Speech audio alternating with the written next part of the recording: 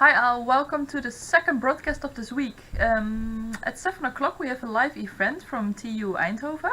The first inspiration talks will be broadcasted here.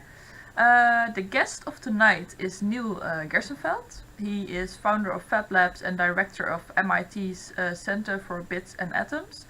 And he will discuss several topics like the response to the COVID pandemic, working and prototyping during the pandemic, and recovery, what comes after the pandemic. So make sure you are ready at 7 o'clock and watch the event. Apart from that, we also have some explainers, and after the 7 o'clock event, I think around 2015, there will also be an interview with Lara Olendik about Corona apps. So stay tuned and have fun.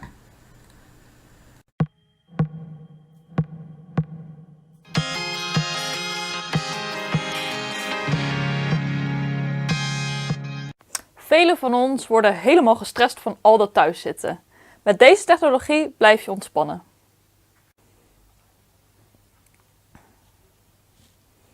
Aan het begin van de coronacrisis ging het allemaal nog wel, dat thuiszitten. We wisten onszelf best wel goed te vermaken. We hadden eindelijk weer eens tijd om een bezem door de rommelhoek te halen. Het thuiswerken en thuiszitten zijn de meeste van ons meer dan zat. Maar gelukkig zijn er ook ontspannende dingen om te doen. En deze vernieuwende technologische snufjes kunnen je daarbij helpen. Muziek helpt tegen stress. Een start-up uit Eindhoven, Alpha Beats, gebruikt muziek om het brein te ontstressen. Het gaat hier om een systeem dat de hersenen en hartactiviteit meet. Een algoritme gebruikt deze informatie om muziek lichtelijk aan te passen, zodat het brein sneller in een soort van rustmodus komt. En het toffe is, het systeem maakt daarbij gebruik van jouw eigen favoriete deuntjes. Want blijkbaar hebben die een veel gunstiger effect op het brein dan willekeurige muziek. Naast muziek wordt ook virtual reality ingezet om stresslevels te verlagen. Het VR-bedrijf Helium gebruikt virtual en augmented reality om lichamelijke reacties en emoties van gebruikers in beeld te brengen. Het VR-systeem meet de hartslag en de breinactiviteit en visualiseert het dus vervolgens. Zo worden bijvoorbeeld bepaalde emoties omgezet in vuurvliegjes om je heen. Zo krijg je meer inzicht in je eigen mentale staat. Gemzone werkt ook aan hetzelfde idee, maar net wat anders. Deze verwerkt biofeedback in een game. Het is niet per se de bedoeling van de game om ontspannen te worden, maar om stress op het juiste moment goed te kunnen gebruiken. Je gaat bijvoorbeeld op avontuur op een exotisch eiland, waar je in verschillende levels allerlei opdrachten moet uitvoeren en hierbij het juiste stressniveau leert gebruiken. Blijkbaar hebben ze in Leeuwarden behoefte aan stressmanagement. Heb jij ooit gemerkt dat je ontspannen wordt van een snorrende kat op je schoot? Nou, dat kan zeker, zegt de wetenschap. Onderzoek heeft aangetoond dat microvibraties van het geknor mensen rustig maakt. Het bedrijf Touchpoint maakt daar slim gebruik van. Zij dienen gebruikers subtiele vibraties toe. Hierdoor wordt het brein en het stresslevel van mensen beïnvloed. Ze worden kalmer. Zelfs stressgerelateerde symptomen zoals hoofdpijn worden daardoor soms verminderd. En naast al deze ingewikkelde feedbacksystemen zijn er natuurlijk ook simpele manieren waarop technologie kan helpen tegen stress. Geef mij bijvoorbeeld maar gewoon een app die regenwoudgeluiden afspeelt. Geloof mij maar, het is een stuk fijner om regenwoudgeluiden aan te horen dan het geluid van een blaffende hond of ruzie in de buren.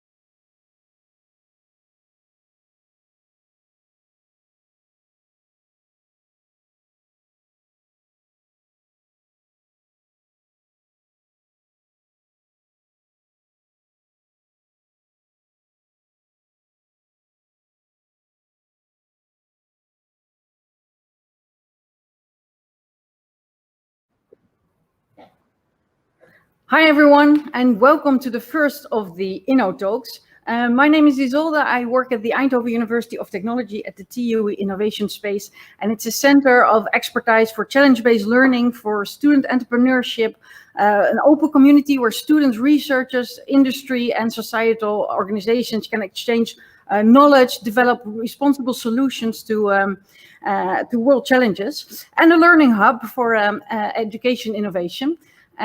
So here we are at Innovation Origins for the first time. And actually, the innoTalks are new. This is the first time, so it's pioneering in every way. And it's inspirational interviews with experts in different areas who can inspire us and provide us with more insight in various topics. And it was actually meant to be a physical event.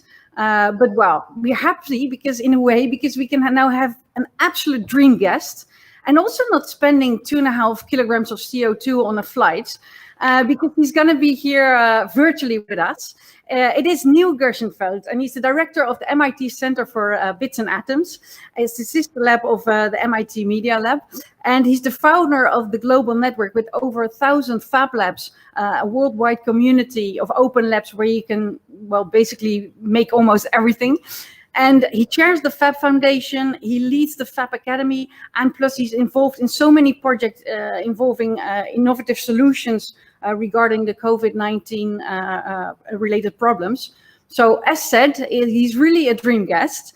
And Neil will start with the presentation, and after the presentation, there's an opportunity for you to ask questions. So if you watch via YouTube, then write down during the presentation all the questions that arise, because that's probably what's going to happen. Write them down, because this man has so much to tell, and he talks really fast, so be there. And just put it in the chat, and we will have an eye on that. So you have the opportunity to ask questions, and we have some people also from the university that are actually live, also going to pose some questions. And well, this is actually, of course, for all the people watching live. And if you watch later, just sit back, and because I now give the virtual stage to Neil Gershenfeld. It's a pleasure to join you.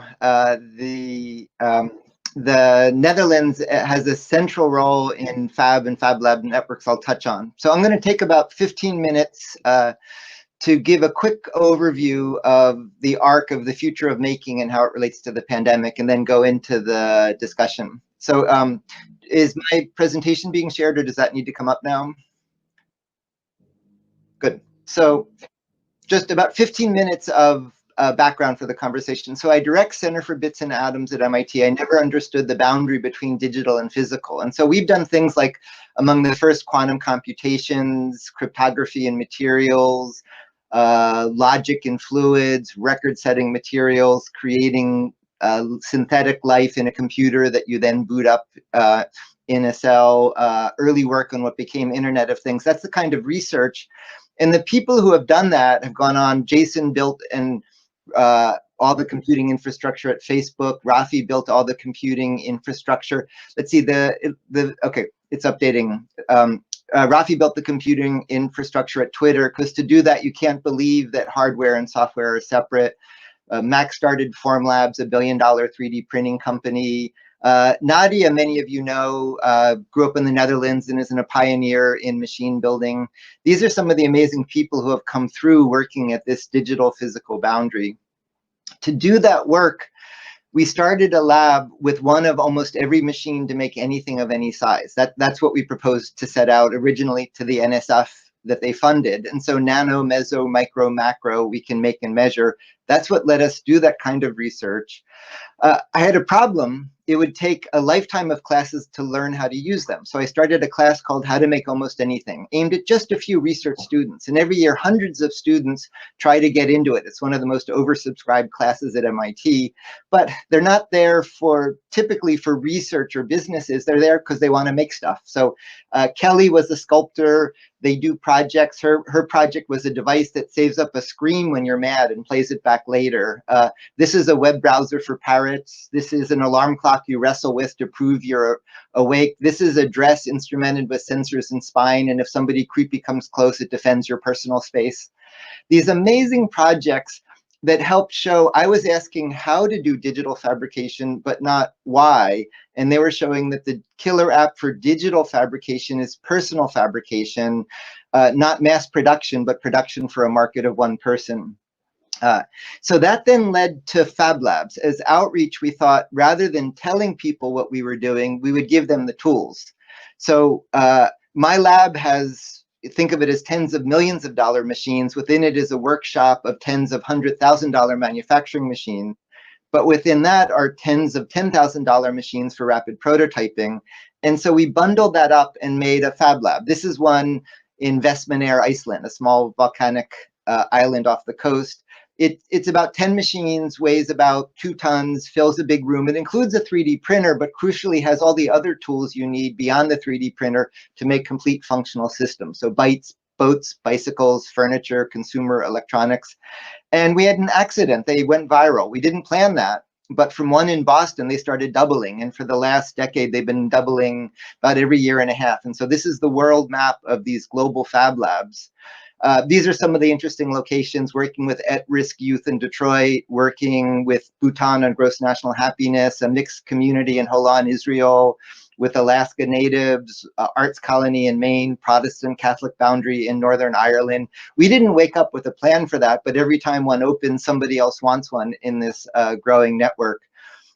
And then we realized the data. So up top here is the most important graph in history. This is where Gordon Moore first developed what's come to be called Moore's Law. These 5 points were the doubling of integrated circuits, and he projected a decade of the scaling of integrated circuits, their size. He got everything right except for it was 50 years. For 50 years, Moore's Law has been doubling digital computing and communication. Down here, I'm plotting 10 years of Fab Labs, and they've been doubling just like Moore's Law. And so there's more data than Gordon Moore had. And so what's rational now is to expect 50 years of the doubling of digital fabrication. That's come to be called Lass's Law. Sherry Lassiter runs the Fab Foundation and works on outreach for CBA. And she has a lot of skills, but one of them isn't being neat in her desk. And so she had a pile of papers for people wanting Fab Labs, and the pile of papers kept doubling. And that's when we had a sense that there was something like Moore's Law for digital fabrication. And so what's emerging is a 50-year roadmap. There's one Earth, thousands of cities, millions of towns, billions of people, trillions of things. In computing, this is the Whirlwind, the first real-time computer at MIT, one of those. It was commercialized as the PDP, thousands of those. Those were mini computers used to create the internet. That inspired the hobbyist computers, the Altair. There were millions of those, then billions of personal computers, and now trillions of Internet of Things. And the Nest thermostat has the power of the PDP or the Whirlwind. It's not just an analogy, it pretty much exactly can do, but it went from 1 to 1,000 to 1,000,000 to 1,000,000,000 to 1,000,000,000,000, not as a metaphor, but literally. In the same way, MIT invented computerized machining in 1952, connecting a computer to a machine. The Fab Labs are descendants of that. They're like the mini computers. They're not yet personal, but they're accessible. Those are inspiring work on machines making machines, rapid prototyping of rapid prototyping, one of the things Nadia helped pioneer. That in turn is leading to not printing or cutting, but assemblers and disassemblers, digitizing the materials. And finally, that's leading to self-assemblers, where you merge the machine with the material. And so all of these are going on in a lab like mine at the same time, but they range from today to 50 years in the future, but really leading to a world of 1 trillion Fab Labs. Literally, in the same way the Nest thermostat is like 1 trillion whirlwinds. It's not 1 trillion 2-ton facilities, but 1 trillion equivalent capacity. So to keep up with that, we started a program called the Fab Academy to teach the classes in it like the class at MIT. And so here's an example of homework. Guillaume was in a lab outside Barcelona and Valdora in the hills. And he wanted food. In the beginning, all he could do is make a sketch. Then he's learning CAD, so he can start to design it. Then he's learning laser cutting, so he's making a small model. Then he's learning large format machining to make a big model. Then he's doing the plumbing. Then he's doing the instrumentation. Roundabout here, he's learning how to design circuit boards, write microcode, do surface mount rework for the brains of the system. And so we get up to his Aquaduino to run the aquaponic system. And then roundabout then, I love this next picture. Here he is with his first lettuce. And so this wasn't a startup, it wasn't a business, it was a team just learning design of hardware, software, form, function. It's literacy in these new media. And the way the Fab Academy works is it's not online, it's not in person, but it's distributed. There's local groups of students with peers and mentors and machines connected globally. And one of the flagship sites is at the Waag in Amsterdam. And in turn, the Fab Academy inspired, in fact, I believe Henk and crew are watching, so if they are, hi to them. It inspired a Fab Academy to teach textile technologies, led by Cecilia and Anastasia, and it led a bio academy started with one of the great geneticists of our era, George Church, to roughly use a Fab lab to make a bio lab and then teach biotechnology with this great recursion. So really creating infrastructure for distributed education. Now, the pandemic has been disruptive to that, but it's also accelerated change that was in our future. So in the Fab Academy, there's been a rolling cycle as the pandemic goes around the earth of labs closing, then beginning to open. And at any one time, some are closed, some are partial, some are open.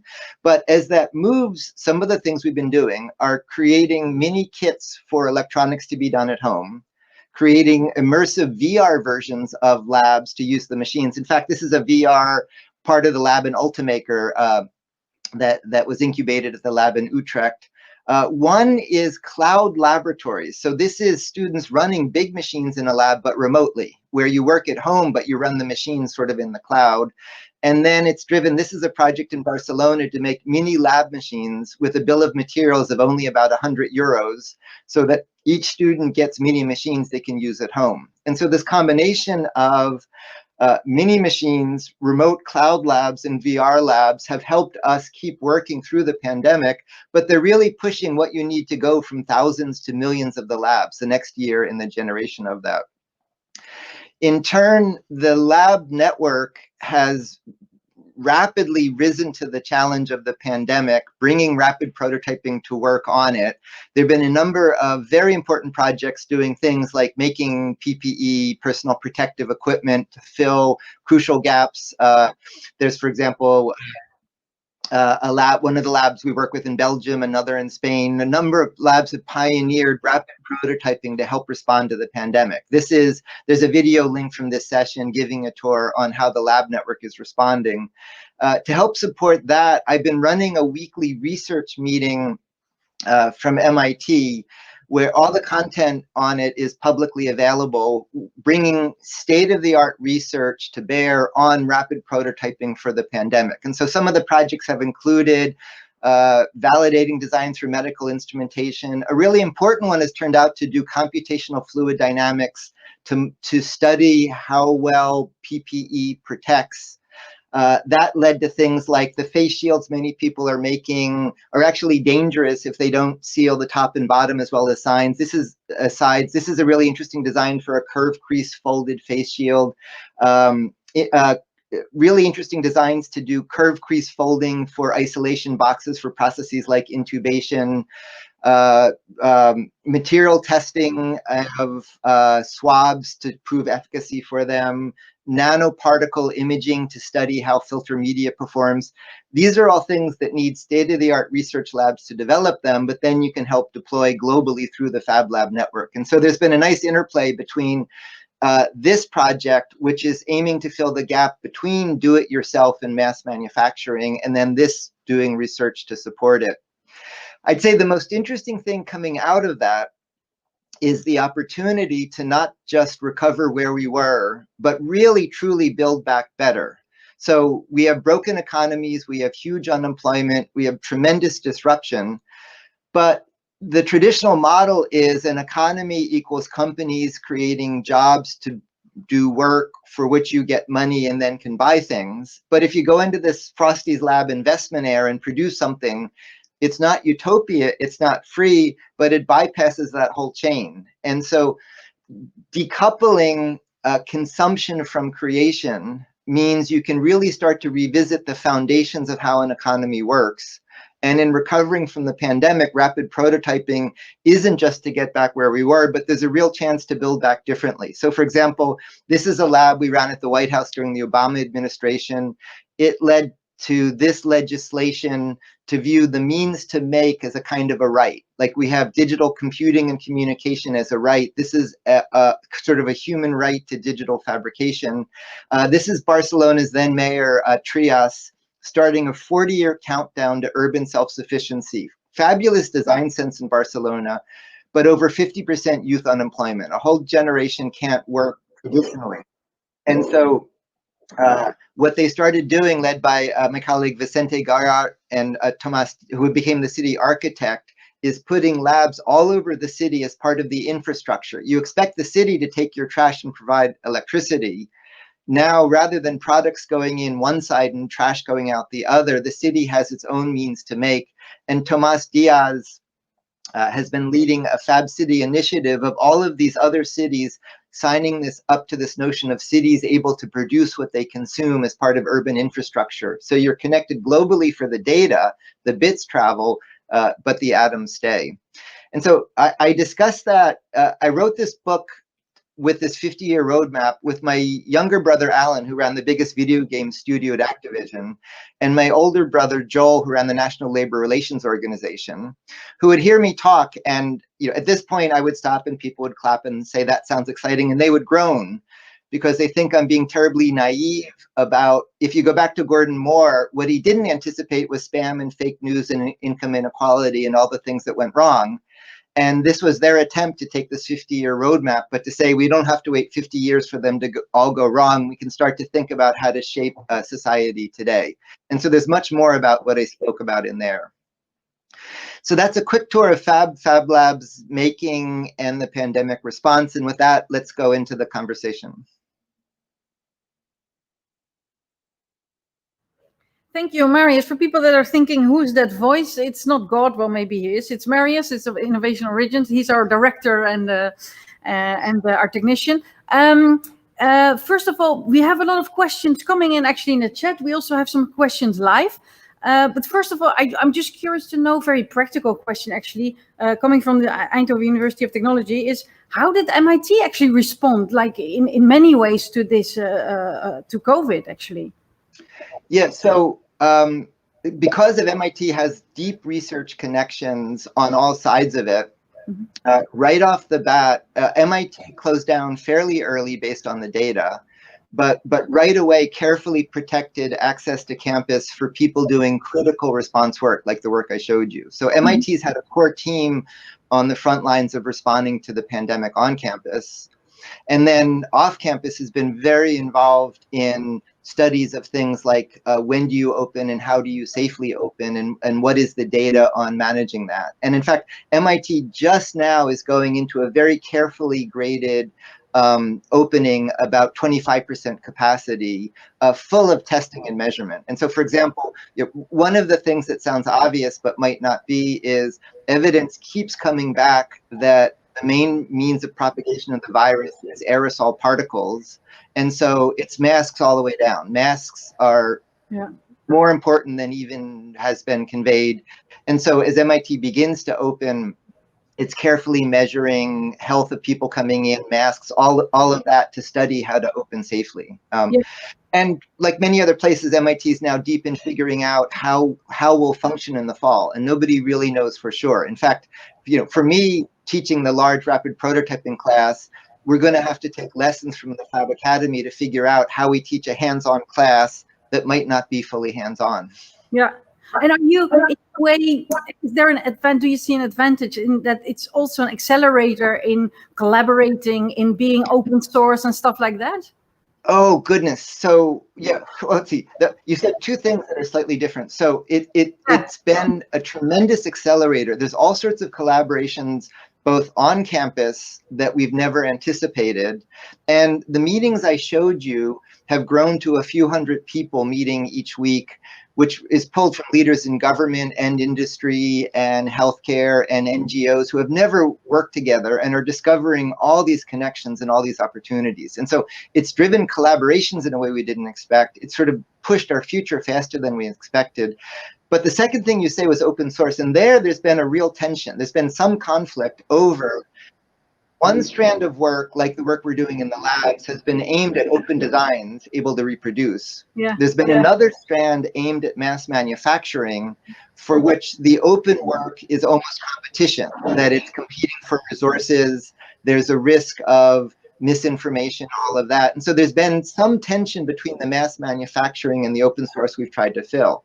And to be clear, there's a lot of do-it-yourself stuff in response to the pandemic that was misguided, that's dangerous. There's a lot of 3D printing parts that actually are worse than doing nothing, and really need oversight, really need propagation of best practices. And so on the one side, the mass manufacturing can scale, but it can't ramp quickly. The DIY can ramp quickly, but can't scale as effectively. And part of the art has been balancing that tension to fill in the middle. Yeah, yeah. I'm going to go to the panel and see if there's questions from our panel before I'm going to ask a question. There was one coming in via YouTube, and that's, are you having a Fab Academy here in Holland? Well, actually, we're discussing it with Henk Buursten from de Waag to have it in innovation space. So that's already an answer for one of the questions that came in online. And just to pause on that one. So we never expected the Fab Academy to have the role it did. So right now there's about 100 sites participating. Yeah. If you go to fabacademy.org, you can learn about it. We backed into it. It really is a different model. MIT is like a mainframe. You go there and get processed. Online classes are like time sharing. They're still the mainframe and you're connected to it. The Fab Academy is sort of like the internet. It's a network of campuses. Mm-hmm. Initially, it started as an outgrowth of the class at MIT. In many ways, it's racing ahead of the class of MIT now. And it really drives kind of a virtuous circle, which is it propagates best practices. It trains a collaborating cohort. And there's a lot of demand for these skills. The VAG is a flagship site in the Netherlands. There's other sites all over Europe and all over the world. You can learn about it at fabacademy.org. Yeah. One interesting note about it, just while we're talking about it, is to make it work, we had to invent an accreditation because nobody can accredit globally. You accredit dirt. You accredit a place, not a network. Yeah. But the accreditors suggested we pretend that we make up an accreditation because they didn't know how to do it. We give the made up accreditation. But what's happening now is they're catching up. So now you can get EU ECTS credits officially recognized for our made up accreditation because we made our made up accreditation real, have real teeth. Nice.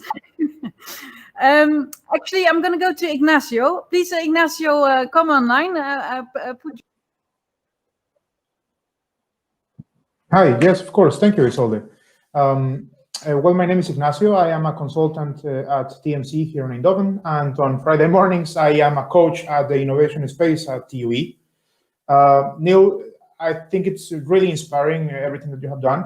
At the innovation space, we have been trying to learn how to create this culture, this atmosphere of collaboration. And I would like to hear a little bit about that, how to grow such a culture of cross-disciplinary thinking, not only at the university, but really also for future engineers. So let's see, a couple suggestions. One is to kill off design as a separate subject.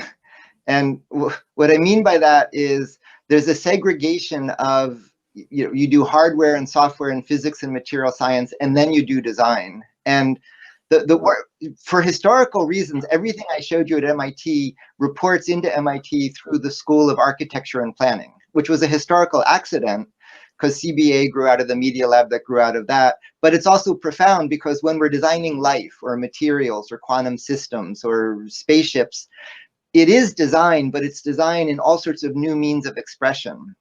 And so there's a real danger, given the fabulous design history, around Eindhoven in the Netherlands, there's a real danger to view design as segregated from science or engineering. And the work I'm showing is a kind of a new generation that's literate in these means of expression that have radically expanded. And so you want to sort of kill off design by integrating across all of these, and don't expect design to be a separate discipline from material science or embedded programming. It's design in new means of expression. And then around that, I'd say one of my favorite management tricks is ready, fire, aim, not ready, aim, fire. If you get ready and you aim and then you fire, you hit what you point at, and nothing can be surprising. You do have to get ready, and then you kind of close your eyes and fire, but then you aim afterwards by see what you hit. And so a second is to not overplan, but do the work to get ready, and then do the work after you did something without thinking too much about it to figure out what you did do. And then in turn, the heart of that is traffic, that you can't do it by yourself. You need to be clusters like the Kendall Square cluster MIT is in has spun off. It's the world's 10th economy. It falls between the economic output of India and Russia. And it's not because the people are more brilliant, it's because it functions as this kind of collaborative cluster. I just want to pick up a little bit on this idea of like a ready, fire, aim, because one of the things that I have noticed ever since the whole COVID pandemic started is that a lot of people come with a lot of very, very good intentions and a lot of ideas, but bringing that into something actually concrete takes a lot of connections and a lot of networks, and actually knowing how to talk to people with other specialization areas who might not be such into the whole systems thinking or a holistic perspective. So I kind of just want to point out the difference between someone being already this like new generation designer and someone who can acquire the skills and the mindset. Yeah, it helps to drive it. So in the case of the COVID meetings I'm describing, we have government regulators, we have leading industrialists, we have basic researchers, we have NGOs, we have frontline healthcare workers, all discovering that they want to talk to each other, that they didn't realize they can all help each other because they have a real reason to talk to each other. And so just in my lab at MIT, maybe a third of what we do is driven by the criteria of basic research. We're publishing in journals like Science or Nature. A third is working with like Airbus to make jumbo jets or NASA to make spaceships. But a third is working with artists and installations in developing countries and all of these other ways where we don't pose the project, do the project, and evaluate the project, but there's this really strong motivation to succeed and evaluation coming from outside of us. And one of my favorite management lessons that comes from Marvin Minsky is you can't push on a string. You can't make change happen by pushing on a string. You have to pull on a string. There has to be something pulling you forward that you entrain behind.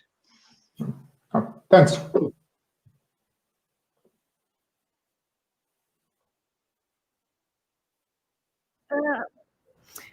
I have a question with somebody that's actually live for me. Was also coming one in online.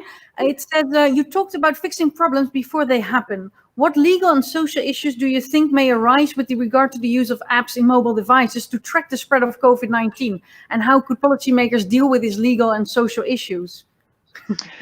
Yeah, the best way I can answer that is to refer you to my co-authors. And the reason I say that is I can do the high level vision of 50 years of bits to atoms. And then my core competence is like computational geometry for low level path planning. And other than that, everything else I told you, I'm reporting back, but it's not my insight. And so that's a general comment. It's not my core competence. But I will say, I have a number of colleagues who are experts in privacy and security. My former student Rafi, who built Twitter's infrastructure, then sort of reached the limit of that. He was hired to reboot computing for the DNC, the Democratic National Committee, and now he's running Laurene Powell Jobs Foundation. And he's one of the gurus on that question. And I'd say one of the main things that's emerged from it is privacy and security are fairly well understood in how to do them. It's not a moonshot. The challenge is just really getting people to use best practices. And so, there's this vision of creepy hackers who are all powerful and Big Brother invading. pretty good understanding of how to manage that. What is harder is the social change to just follow best practices. And among the lessons from that is, for example, security by obscurity doesn't work. It doesn't work to say this is secure because you can't peek at something. Security only works if there's complete transparency into the source of the security. Yeah. Or another example is there was a group in the UK that just did a really interesting job of getting healthcare data from the frontline practitioners. But the way they did it was not by pulling the data into them, but by pushing their algorithms out. So the data stays where it is locally, and they use their algorithms to go into the data. And in that case, the privacy defenders felt like this really aligned with them, was adding value while respecting it. Yeah. Okay, thank you. And now I give my chair to somebody that is on a distance, of course, but it's Buster. He has a question for you. Here he is. Hi, Neil. Hi. So working in the field of artificial intelligence and answering a lot of questions from people, just the general public, basically, about this. They're often very impressed about the feats that narrow AI can accomplish, and then they either think that we're already very, very close to artificial general intelligence, or we can just make it by linking together many of these narrow AI agents, whatever you want to call them. So I usually try to explain that actually us human beings are, to that regards, very efficient machines, that we can combine knowledge about many different fields and many different skills in a very small space. So do you agree on this view? And what do you think that will need to change in computer technology, and maybe also in our knowledge about physics, before we can create a computer that is as efficient in combining information as the human brain? Good. So let me answer at 3 levels. So the first level is, I have an essay, if you search, you'll find in a collection of computing pioneers on the future of AI, where I'm very critical about the AI revolution. And the reason I'm critical is, depending on how you count, we're in the 5th boom-bust cycle of AI. So it's had 5 cycles of solving everything and then crashing and solving and crashing. And now it suddenly seems like we're in an AI revolution. But there's a completely different way to count, which is if you look at the ops per second a computer can do, the amount of data it can store, and the amount of data it can collect, those have been progressing steadily. And about 2 years ago, those matched the ops per second of a brain. And so really, the revolution in AI is not a brand new insight that the stupid people didn't know in the past and now we know now. It's scaling. That we're building computers that roughly match the capacity of a brain in ops, in storage, in data collection. And so we'd be derelict if they couldn't do something roughly as complex as a brain. So it's really important to view AI as not a sudden revolution, but as scaling.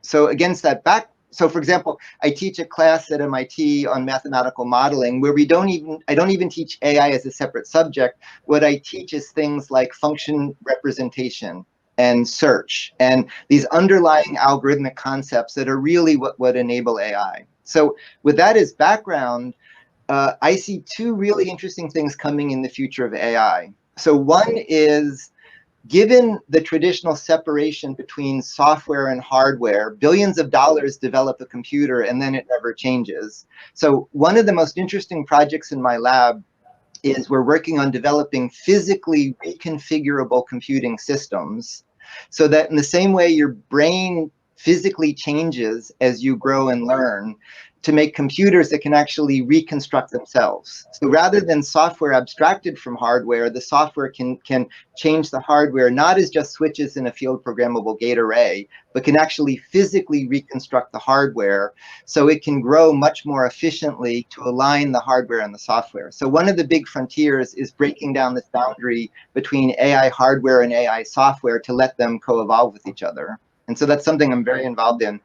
And then in turn, the real frontier in AI, which isn't what you expected in your question, but is at the heart of your question, is the pioneers in computing, the last thing John von Neumann studied was self-reproducing automata, a program that can communicate a computation for its own construction.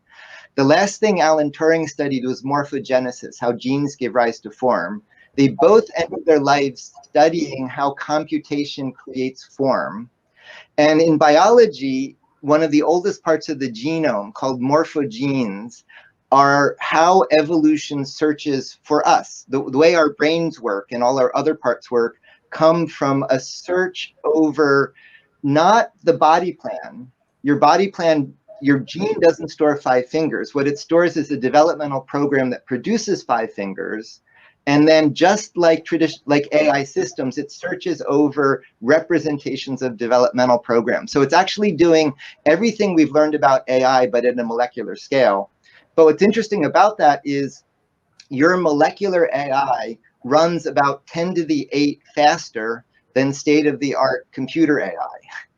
There's the brain versus the computer have matched, but the molecular AI is many, many orders of magnitude ahead. And so one of the problems I've been most interested in is morphogenesis, how we can learn to design and compute and fabricate with this embodied AI. And so all that leads up to sort of AI has a mind-body problem because it doesn't have a body. All the things I'm describing are about embodying AI, taking it out of the cloud, and all of these things that change when you do that. Thank you so much. How do we do this safely? Because if we're talking about embodying AI or creating some kind of agency, well, there would have to be some kind of free will involved, otherwise it can't evolve itself. So how do we do this safely? Yeah, so I'd say there's 2 parts to that. In the work I'm describing, there are many things to worry about right off the bat. Like when a Fab Lab can make a bio lab, you can then create biotechnology, and that's scary, that's dangerous. I'm less worried in the foreseeable future about embodied AI becoming gray goo or killer robots or terminators, just because in any scenario so far, we can see that they can't run with natural resources.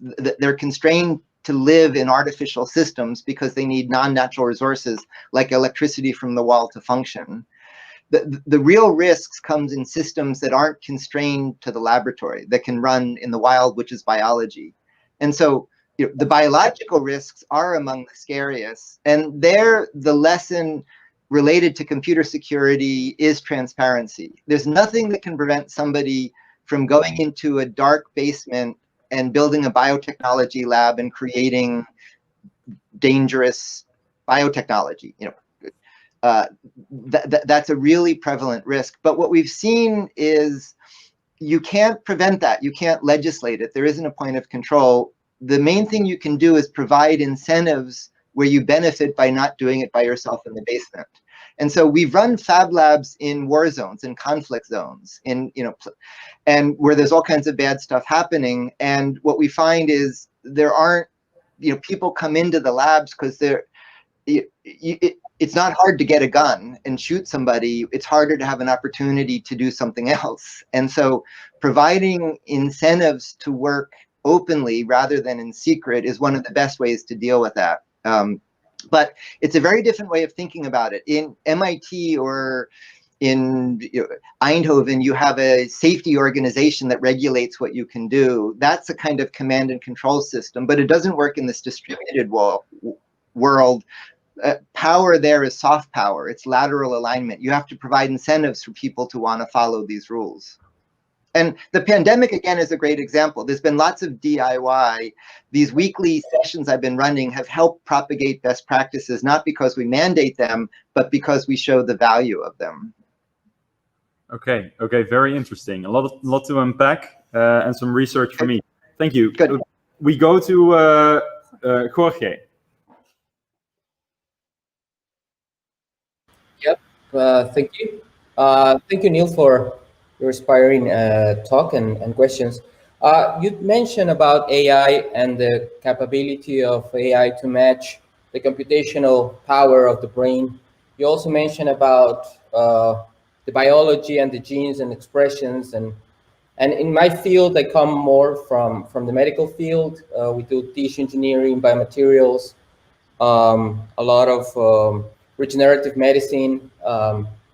And one of the things that we're looking at this point is creating a digital twin healthcare. Big companies like Siemens, Philips Healthcare, GE Healthcare are basically taking representation of the human heart and putting all the biochemistry, all the anatomy, physiology, the transcriptomics, genomics, everything that is all the omics to create a very nice representation of the patient's heart and do a very patient customized representation to see whether, say, the patient has atrial fibrillation, what is the best technique to treat that patient. But ideally, we would like to have our own digital twin, our own self in the digital world, and say, for example, test a lot of vaccines, the vaccines that we're doing and testing right now in the digital world, and say in a month or so, have the proper vaccines for each country or each race or whatever. That would be amazing. But the scientists that I've been talking with from these companies say, okay, we can do this in like 50 or 100 years in the future. What is your take about that? So yeah, that question is very dear to me with a number of projects I'm involved in. One colleague, Jan Vandenbron, was in charge of math and optimization and design at Boeing.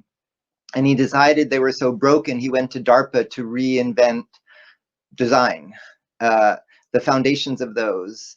And there's a project, so he's one, there's a group of colleagues at the National, and so sorry, first to relate those, in that it rests on multi-physics modeling. When you design something, you simulate it. And Jan came to appreciate that the hardest part of multi-physics modeling isn't solving the model, it's where does the model come from? Where do you find the model to solve? A group of colleagues, Jim Warren and others at National Institute of Standards, they make the machines that make the measurements, standardize for the properties of advanced materials, for things like advanced manufacturing.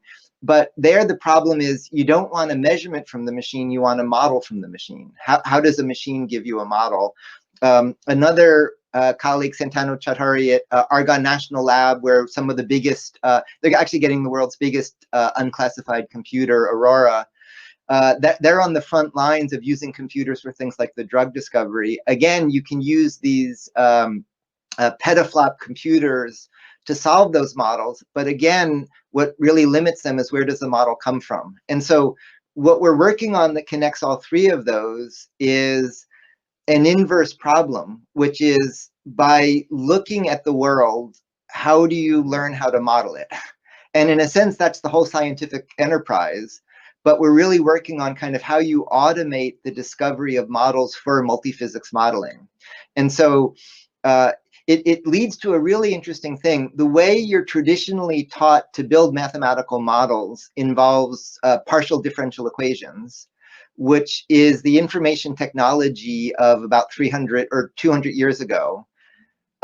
There's nothing fundamental about them. And what's emerging is to discover physics models, you need to use a kind of representation that falls exactly between differential equations and atomic physics, where you have particles with properties that interact. And the buzz names for this are things like SPH and LBM and LGA are different names for this idea that you take the world and rather than turning it into differential equations, you decompose it into particles with rules.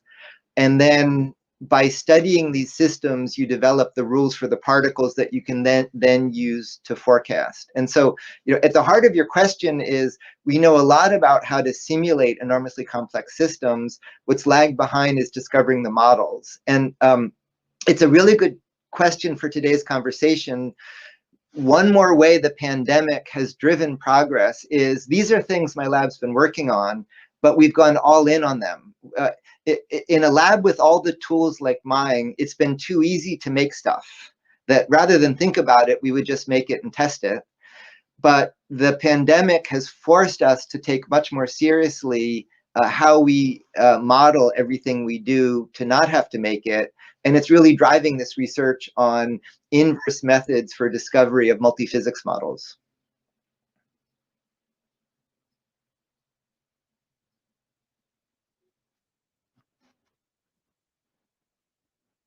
We also have a lot of questions about education. One of them is, well, working interdisciplinary is a challenge in itself. Because, you know, people talking different language, having different skills. Maybe you have some tips and tricks, and not only offline, but also online, because how do you maintain the synergy, and what are the pros and cons of actually working online? So yeah, first, so interdisciplinary is a dangerous term because you can't be interdisciplinary without discipline. And so many years ago, when I first started visiting the Media Lab through Marvin Minsky and was working with Todd Macover, and I was interested in electronic music, I went to an electronic music conference, and it was horrible because roughly the people there were telling the musicians they were computer scientists, and they were telling the computer scientists they were musicians, and not doing a good job at either. To be interdisciplinary is harder than not because you need to master all of the disciplines and do better than them. It's not an excuse to do worse. So at MIT, there's a sense in which quietly the departments were demoted without telling them. Yeah. It used to be organized around departments, but it's been kind of turned on its side. Center for Bits and Atoms is a work group. And there's a work group for energy, and there's a work group for the brain.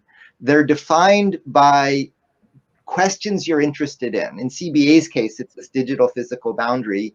And they're defined by styles of working. Like ready, fire, aim doesn't apply to everything, but it works well in CBA style. And so in that world, MIT gets turned on its side and is organized around these work groups for which the departments support, rather than expecting the departments to be the home. Some people fit in the department, but many more people fit in these work groups with the departments supporting them.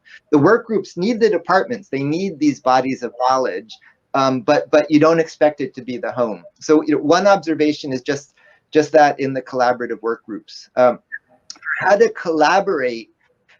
This is something the pandemic is pushing. So in the Fab network, once a year, we have a gathering of all the labs. It's gone all around the world. Many years ago, the VAG hosted it, and it was in Egypt last. It was supposed to be in Montreal this summer, and Bhutan next.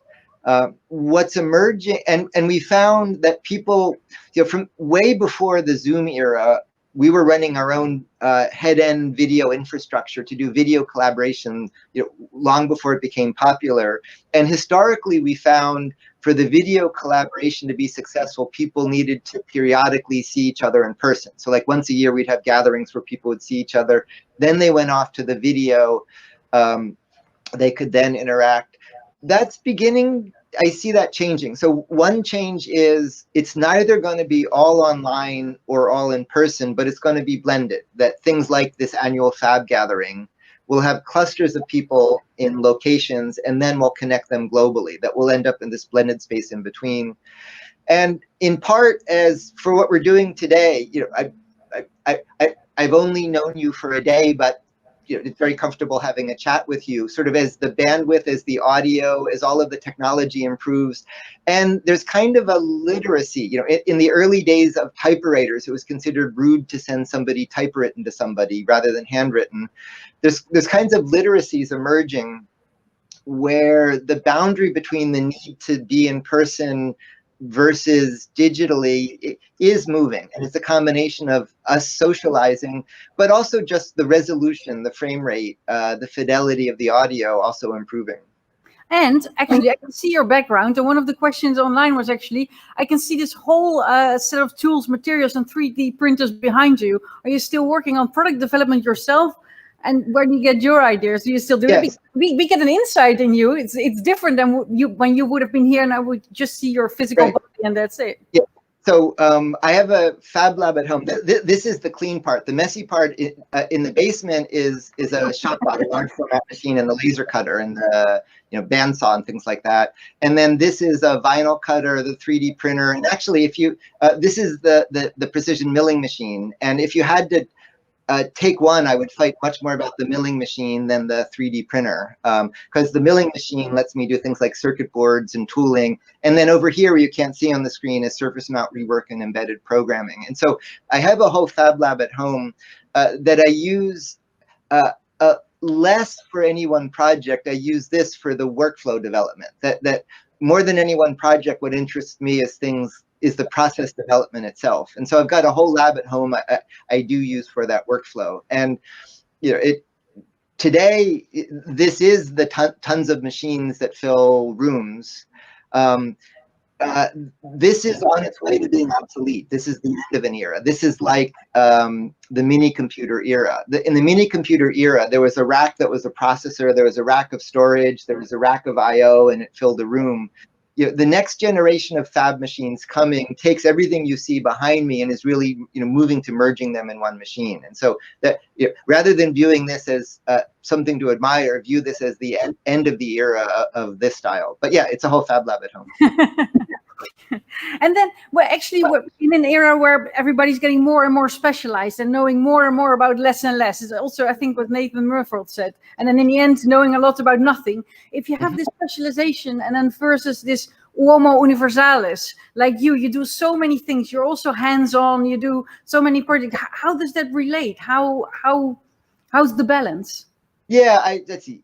In the same way that, like, the trick in learning to ski is just to learn how to stop yourself from not skiing. You sort of, your instincts are right. You just have to prevent yourself from getting in the way.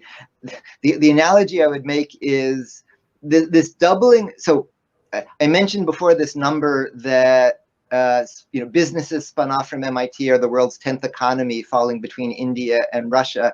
And it's not because the people at MIT are unusually clever. It's a productive, one way I describe it is a safe place for strange people. It's a productive environment where people like that can fit. And in this exponential growth of the Fab Labs, everywhere we open them, those people appear. The world is full. So everybody wants a knowledge economy and 21st century skills, and then proceeds to strangle it. Like, a great tip-off is milestones, the word milestone. A milestone was a marker on a road, and it means you can measure linear progress. But discovery means you have to do a random walk, and to do a random walk, you have to bias it. But if you know every step you're making, there's no room for surprise. And so the people who work that way end up being considered problem students in schools because they don't follow instructions, because they might be ahead of their teacher. They end up being bad employees because they don't like doing rote work. The world is full of these bright, inventive people who are refugees from all of these organizations creating obstacles for them.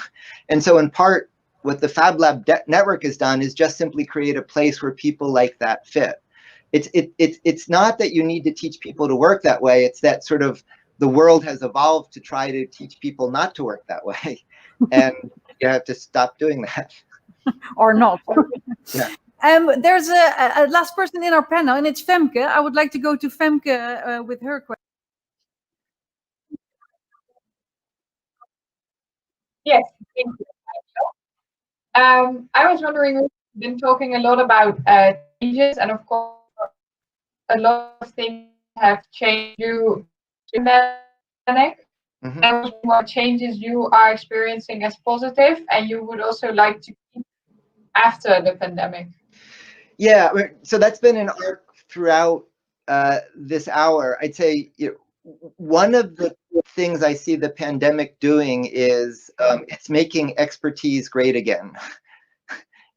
It's helped highlight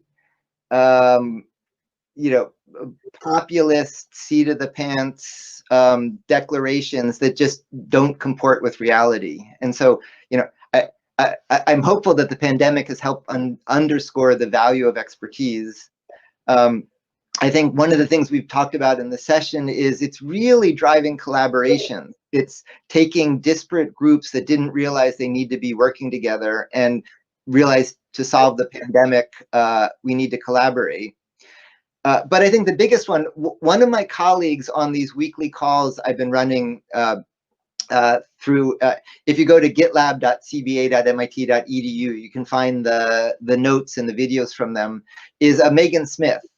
She was President Obama's CTO, and she's been really driving with a number of her collaborators this idea of build back better, where the goal is not to recover from the pandemic, but it's been credited to both Rahm Emanuel, Winston Churchill, and earlier, the notion of not wasting a crisis.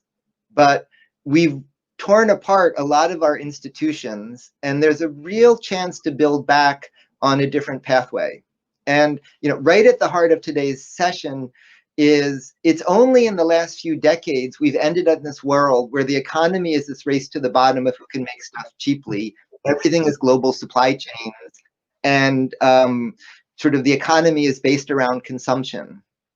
And the means of production enabling sustainable local production, it's not utopia, it's not free. But for example, a colleague, Blair Evans, who runs Fab Labs in Detroit, where there's a lot of coverage of things like bankruptcy, he's building kind of a new economy where explicitly a third of the time in the lab is for traditional economic gain, a third is post-economic for things like barter or exchange, and a third is not economic. It's things like improving yourself and your community. Or we're working with Bhutan, which is based on not gross domestic product, but gross national happiness. It doesn't mean they're all happy, but it means they measure well-being, but they bought stuff crap trucked in from India or Japan, and we're helping them have the means of production. And so in this really profound way, this whole hour of design and making is right at the center of breaking this equality of consumption and income and really sort of rebuilding society in a very different way. And the pandemic has helped demonstrate that, and there's a real opportunity to really race with that and build it. And so, one of the biggest, so this sounds like a social project, but it's a deeply technological project, is how to rebuild, how to rebuild society, but don't aim for where we were, but aim for how to build back better.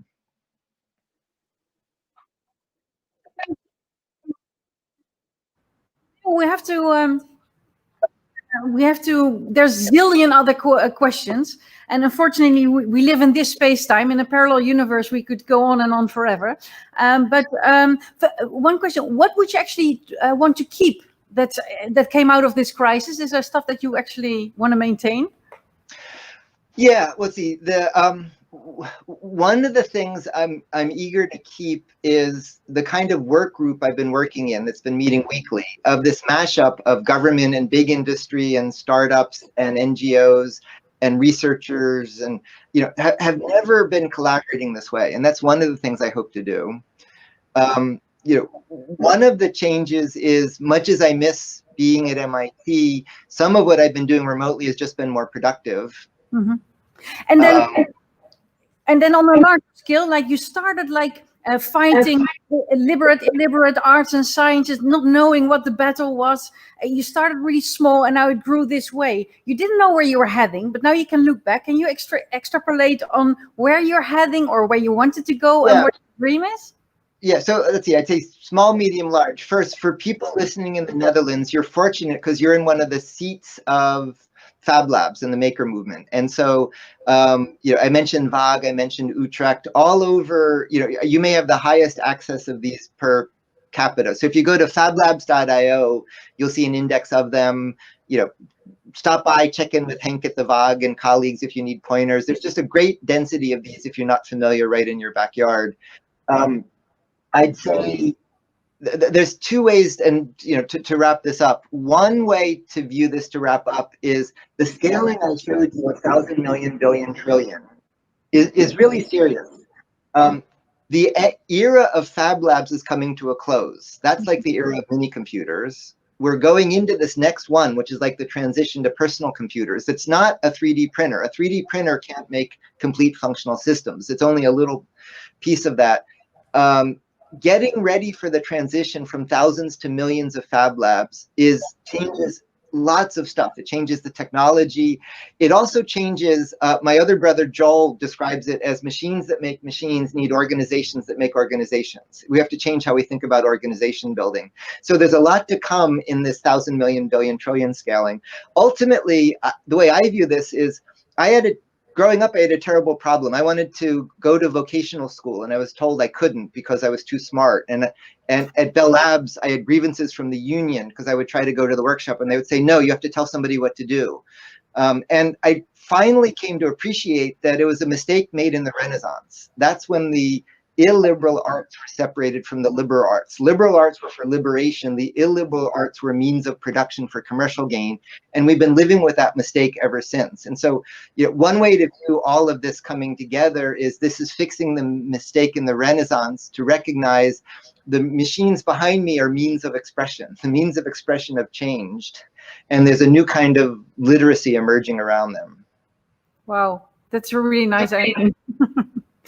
Thank you so much. I want to thank all the participants, all the people also reacted on the chat. The Innovation Origin, Marius Brugman, who was our director and a technician, and you, Neil, thank you so much for your time and effort. And as said, there's a zillion other questions, hopefully another time, but it was a dream first innoTalk. So thank you so much. And it's my pleasure. I've been a fan of the design work from Eindhoven, and I look forward to seeing what happens when you can do design of atoms, design of life, design of spaceships, when all of your sensibility is unleashed on all of that. You're invited, including dinner, hotel, and everything when it's allowed, but for sure. Okay. Thank you so much. I enjoyed the conversation. Thank you all. Bye-bye. Bye-bye to everyone. Bye.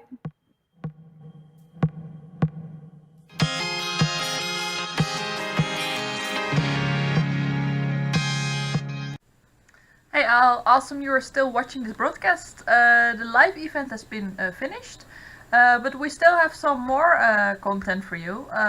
We still have an explainer video, and we have an interview with Lara Orlandic from the United States.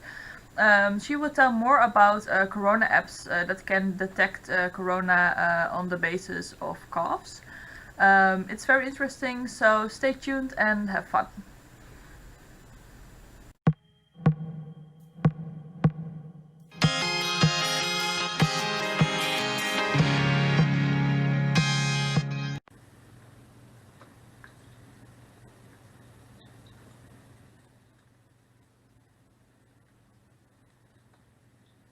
So welcome, Lara. Lara is from the United States. In the United States, it's currently in the morning, right? Mm-hmm. Yes, 11 in the morning. All right. Nice. Welcome to this broadcast. Can you introduce yourself a bit? Yes, my name's Lara. I'm a master's student in electrical engineering at the Swiss Federal Institute of Technology in Lausanne. And I work in the Embedded Systems Lab of EPFL to develop biomedical signal processing algorithms and machine learning for medical purposes. All right, nice. So, and why did you choose Switzerland? Well, there's the Embedded Systems Lab, which is one of the best in the world for this sort of edge computing for medical devices. And as you know, Switzerland is beautiful. You have the Alps, you have wonderful people and food. So a combination of beautiful setting and wonderful colleagues. Yes, I totally agree. It's beautiful over there. So good choice. So you are currently working on a Corona app, right? Yeah, so can you tell a bit about developing an application? Yeah, tell me. Yeah. Sure. So we're developing an application that can listen to, users can use to upload sounds of their coughs, and then our machine learning algorithms can analyze the cough sounds to determine whether or not the cough sounds more like a coronavirus cough or a cough from other pathologies we've seen before, like asthma, COPD, pneumonia, things like that. So then that can serve as a preliminary screening tool for people who are at home, who don't want to risk going out and getting infected at a testing site, and who are having doubts about whether or not they have the disease and whether or not they should get tested. Yeah, so you are saying that the corona cough is different from a normal cough. Can you explain that? Yeah, exactly. So the World Health Organization says that 2/3 of coronavirus patients have this distinct dry cough, which means it doesn't produce mucus because it's an upper respiratory infection, not sort of the fluid accumulating in the lower lungs. It sounds like it sounds almost like paper wrinkling a little bit at the end of the cough because it's not producing mucus. Oh, okay. Yeah. So it's like this very distinct from a normal cough. Yeah, well, there are regular dry coughs, and we're not sure whether the corona cough sounds any different from the regular dry cough, but we do know that it's dry instead of a wet cough or coughs from other pathologies we've seen before. All right. So you are currently working on an app who can like distinguish between these coughs. How did you get to this idea? Right, so my mom is a doctor here in the United States, and she doesn't work directly with coronavirus patients, but she's been learning a lot about the symptoms in order to be able to see if any of her patients have symptoms. So we had a friend in town at the early stage of the outbreak who started to show some of the symptoms. She had this cough, she had a fever, she felt terrible, and she called my mom to see like whether she should go get tested, because it wasn't clear at the time in our town where you could get tested, whether they were even running tests, if they had enough tests, etc. And I asked my mom at the end, like, do you think she actually has the virus? And my mom said, I think so, because you can tell by the sound of her cough. She has this dry cough that's sort of quick and she can't really stop. And then I was studying for my machine learning classes later that day, and I thought, well, if humans can tell the difference between types of coughs, then I'm sure computers can as well. So I did some research into it, and there have been lots of efforts in the past, especially in telemedicine initiatives in third world countries, to diagnose things like pneumonia, whooping cough, and asthma using smartphone applications, and those have had pretty good degrees of success. So we're not exactly inventing anything new, we're just repurposing the technology for coronavirus screening. So can you, I don't know how difficult it is to explain, but can you tell us a little bit how something works like that? Right, so the user would cough into their phone, and that would upload a recording of their cough to our servers, and then it would run our machine learning algorithm from the servers to determine a degree of similarity of the cough to coronavirus versus non-coronavirus, and then it would output sort of a percent or the degree that the algorithm thinks that your cough would be coronavirus, and then it would send a message back to your phone saying either, hey, this might be, you might want to get tested, or no, it's fine, you have allergies. Yeah, so is it like, do you make use of some sort of artificial intelligence then? Yeah, exactly. That's the whole, on the server side, you have an artificial intelligence algorithm that sort of compares the features of your cough to all the other coughs we've seen before, both coronavirus and other pathologies, and it tells you, and it sort of learns from all the coughs we've seen before to say, okay, this is coronavirus or not. Yeah, all right. So why does the medical world need an app like this? Right, so in a lot of places in the world where we still don't see adequate testing, this would be a good preliminary screening tool to see like where people are located who have coughs that sound like coronavirus. And we've seen a lot of websites. There have been a lot of apps and websites that sort of serve as a screening tools, like I think corona.ch or something like that. They have, the Swiss government has one of those where you input your symptoms and it tells you whether or not you should go to the doctor. But I know a lot of my friends these days are turning into a bit of hypochondriacs, like whenever they have a little sore throat. Yeah, I think everybody does at this moment. I have corona, exactly. Yeah. So it can at first it can put people at ease when they're at home. It can help them decide whether or not they should go get tested. And then secondly, when you use we have a website right now that's collecting data, and when you upload your cough, it asks you if it's okay or not to record your GPS location. We don't save any personal information, like not your name or... Yeah, so privacy is also a big issue here, isn't it? Yeah, well, actually, if you don't tie a person's name to their data, then it's more or less okay. Like, we don't save any personal information other than your cough, your age, other symptoms you have, and if you consent, your GPS location. So eventually, potentially in the future, we could develop a database of where people are located who have coughs that sound like corona, and provide that to local governments and say, hey, you might want to check on this area. It seems like it might be spreading here. All right, so it's not like the apps that governments want to use, in which they track the person. It's more like that you get information about an area or something. Yeah, exactly. Yeah. Potentially in the future, we could expand it to like households. You could have like one app for people could test their children and things like that. Yeah. All right.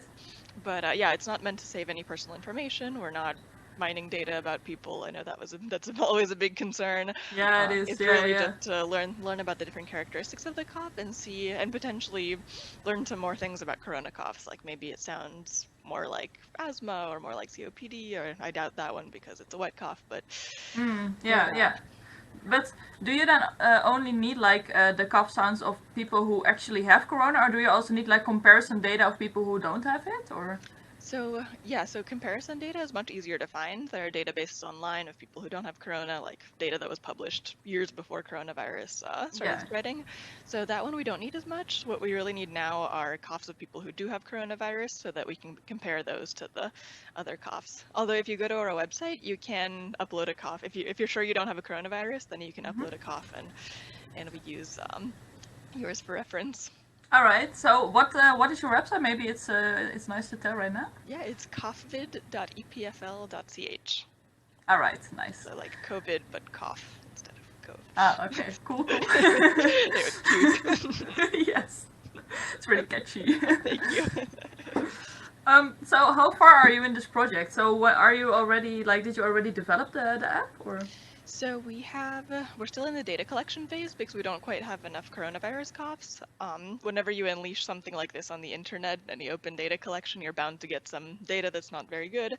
So right now we've been collecting data and validating it. So we've had some doctors helping us decide whether or not the coughs we've received actually sound like coronavirus or not. And we've been putting a system in place to sort of clean the database and make sure like the coughs that are labeled as corona actually are. We've also been collaborating with 2 hospitals in Switzerland to get verified like coughs from people who are diagnosed with coronavirus. Yeah. And then we'll compare those to all of the non-corona coughs. And then most of the algorithms on the back end are more or less implemented. We still have to tweak a bit of them. But like I said before, this has been implemented before, so it's really not... So yeah, so in which time span do we need to expect to be this app like fully developed? Yeah, that's a good question. Yeah, we don't know exactly. With any machine learning task, once you have the data and once the data is verified, like it can work on the first try, or you can work on it for months, and sometimes it doesn't work. We may find that that it doesn't work, and that coronavirus coughs aren't as distinct as other coughs that we've seen before, like pneumonia or whooping cough. So that's a totally real outcome of this. Yeah. But if it did work, like best case scenario, we'd have something ready in a few months, but then we also have to go through the bioethics of like, okay, is it worse to have, like, how many true positives, false negatives do you have? Is it worse to tell somebody they have corona when they don't, or the other way around? So we'll have to see that with our team. So what's your biggest challenge at this moment? I'd say data validation so far. Sometimes we've had some like people say they have coronavirus and they upload a cough, but it's really just someone talking into the microphone, and then we have to develop an algorithm to clean all of that. But hopefully with the hospital data, it'll be much better because those are confirmed coughs, like it's an experimental setting, and we don't have any internet trolls messing with our data. Yeah, these days that's kind of annoying, isn't it? Yeah, no, but we have a great team working on this. We have 5 master's students, 2 PhDs, and a postdoc, and then of course our professor, who's been wonderful, and everyone's really talented. Everyone has their own niche. Like we have people who are designing the UI of the app once we're at the testing phase, and we can actually roll it out, and it looks wonderful. And then we're working more on the signal processing and machine learning. We have a great team on that, and EPFL is just so full of brilliant people. Yeah, it's been great to. So that was actually my next question. So with how many people do you work on this? Because you name a lot of different kind of people. I think you need a lot of different disciplines working on this. So how big is this this whole team? Right. So most of us are in electrical engineering. We have 1 student in computer science, a master's student, and this originally started out as a project at the Lozhack Hackathon. So we won 3rd place in the programming competition with the app. Oh, congratulations! Thank you. We developed most of the preliminary algorithms and data processing tools. So we had 5 people working on that, and then in order to keep the momentum going, we have 2 PhD students who joined the team, and then our postdoc who's been advising us this whole time, who's provided countless expertise and technical knowledge whenever we don't know something or we're not sure. Yeah.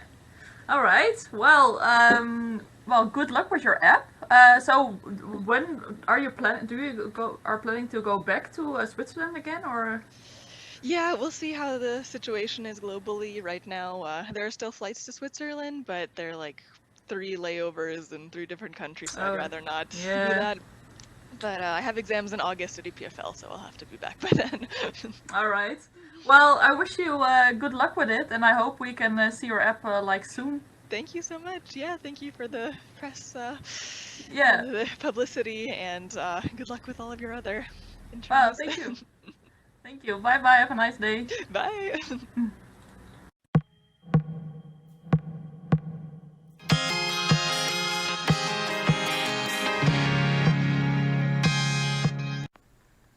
Yeah, guys, that was it for today. I hope you liked it. If you liked it, subscribe to our channel and keep track of what we are doing. Next week we will be back on Wednesday. For the exact time, check our social media channels, and we will see you next week, I hope. Have a nice evening.